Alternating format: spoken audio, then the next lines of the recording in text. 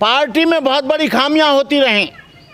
खामियां ये हुई, जो कैडर का काम करते थे, जो समाज को जगाने का काम करते थे, समाज को बताने का काम करते थे, महापुरुषों की हिस्ट्री को बताने का काम करते थे, जो बाम सेप का संगठन था वो बिल्कुल एकदम ख़त्म हो गया।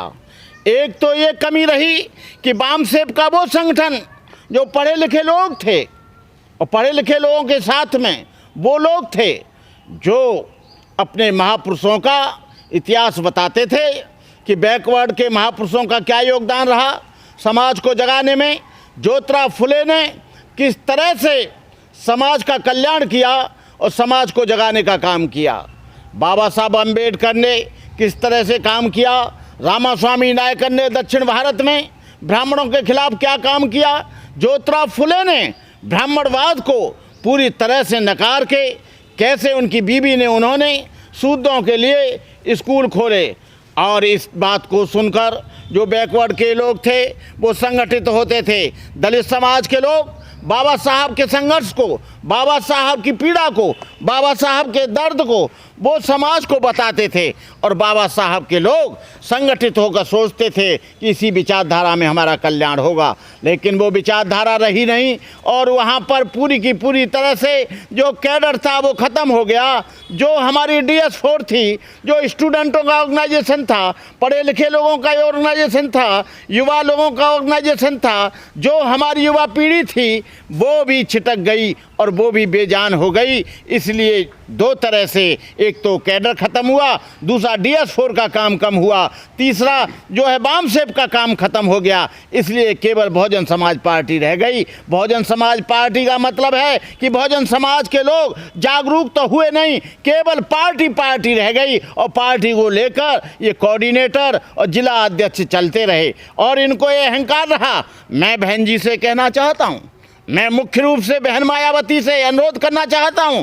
मैं कोई BSP का विरोधी नहीं हूं, मैं आज भी BSP के साथ हूं और आज से नहीं 36 वर्ष से बनते करुणाकर BSP को अपनी पार्टी मानकर, BSP को बहुजन लोगों की पार्टी मानकर उस पार्टी में मैं काम करता हूं। जो बहुजन समाज के लोग हैं उनको जोड़ने का काम करें, बहुजन समाज के लोगों को पुनः जोड़ने का काम करें, तभी समाज का कल्याण होगा, अन्यथा बहुत मुश्किल है। मैं कहना चाहता हूं, पुराने एजेंडा पर इस BSP को आना पड़ेगा। ये एजेंडा को इसको पूरी तरह से ख़त्म करना पड़ेगा।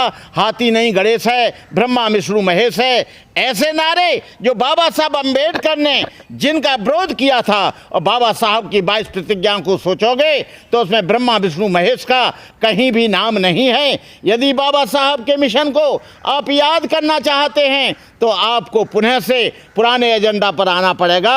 आपको मैं कहना चाहता हूं, हम लोगों को ब्राह्मण क्षत्रिय और वैश्य की ज़रूरत नहीं है, लेकिन हम लोगों को ज़रूरत है कि जो 85% है, जो बैकवर्ड और शेड्यूल कास्ट और मुसलमान, उनको इकट्ठा करके हम लोग पुनः से काम करना शुरू करें। लेकिन ये BSP के जो कोऑर्डिनेटर हैं, जो BSP के जो जिला अध्यक्ष हैं, BSP के जो पदाधिकारी हैं, उनको गरीब आदमी का घर रास नहीं आता।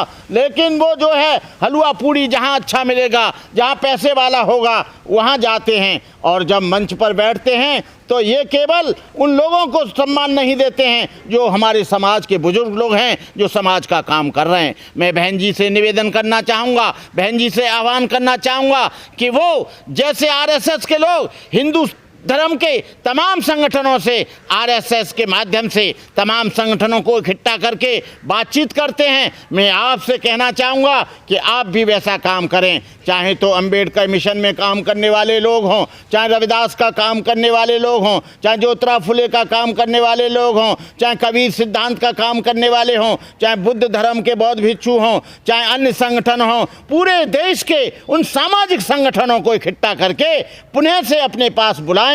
लेकिन मैं सोचता हूं इन 36 वर्षों में कभी बहन जी ने उन लोगों को कभी नहीं बुलाया। उन लोगों को बुलाना चाहिए ताकि वो संगठन, कोई भी संगठन, कोई भी समाज, कोई भी राजनीतिक पार्टी जब भी जिंदा रह पाती है जब सामाजिक संगठन मजबूत होते हैं, सामाजिक संगठन मजबूत होता है तो व्यवस्था मजबूत होती है, और व्यवस्था मजबूत होती है तो हमारा वोट मजबूत होता है, वोट मजबूत होता है तो हमारा समाज मजबूत होता है, और समाज मजबूत होता है तो सत्ता आती है। लेकिन सत्ता जो हमारे हाथ से निकल गई, 4 बार आए, लेकिन वो लोग जो आए थे उन लोगों ने रामास्वामी नायकर का फोटो भी उस बैनर से हटा दिया गया, फोटो भी नष्ट कर दिया गया, फोटो को भी अलग कर दिया गया। मैं कहता हूं धड़ल्ले के साथ रामास्वामी नायकर का फोटो पुनः से बैनर पर आना चाहिए, रविदास का फोटो आना चाहिए, कबीर का फोटो आना चाहिए, ज्योतिराव फुले का फोटो आना चाहिए, साहू जी महाराज का फोटो आना चाहिए, गाडगे महाराज का फोटो आना चाहिए, गुरु नानक का फोटो आना चाहिए, त्रिवल्लुवरम का फोटो आना चाहिए।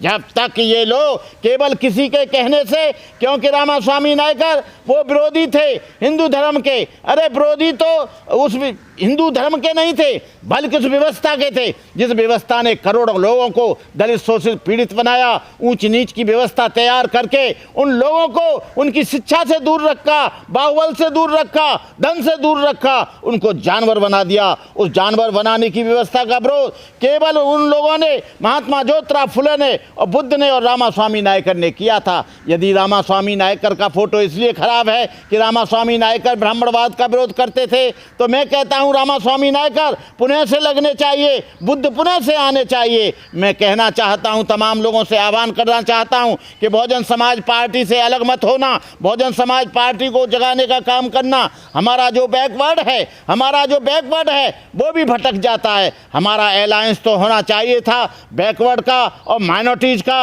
और शेड्यूल कास्ट का, लेकिन हम अलायंस करने चले गए उन लोगों से। बहुजन समाज पार्टी की जो बहुत दुखद जो हार हुई है, उसके बारे में आज बहुजन समाज को आत्मचिंतन करने की ज़रूरत है।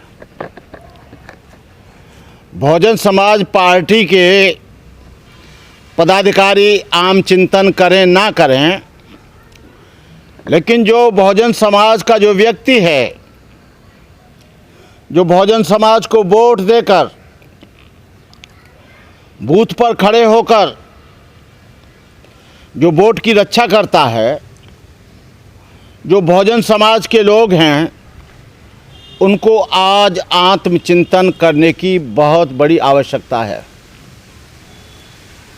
पार्टी, बहुजन समाज पार्टी ये बहुत बुरे परिणामों से हार गई, लेकिन मैं बहुजन समाज के लोगों को ये आह्वान करना चाहता हूँ कि आप लोग धैर्य से काम लें, साहस से काम लें। अभी पेशेंस रखने की ज़रूरत है।